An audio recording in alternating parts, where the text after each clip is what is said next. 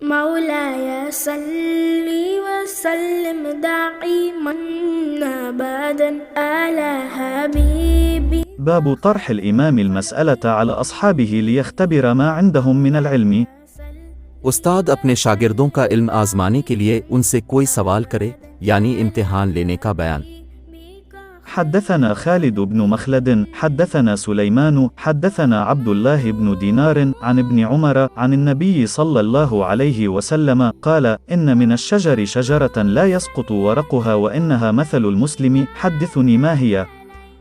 قال: فوقع الناس في شجر البواد. قال عبد الله: فوقع في نفسي أنها النخلة فاستحييت، ثم قالوا: حدثنا ما هي يا رسول الله؟ قال: هي النخلة।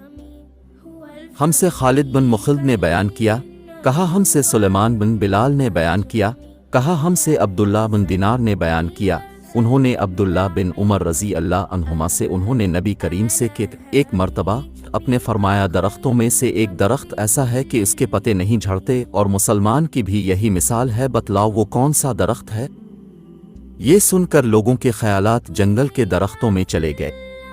अब्दुल्ला ने कहा कि मेरे दिल में आया कि बतला दूं कि वो खजूर का दरख्त है, लेकिन वहाँ बहुत से बुजुर्ग मौजूद थे, इसलिए मुझको शर्म आई।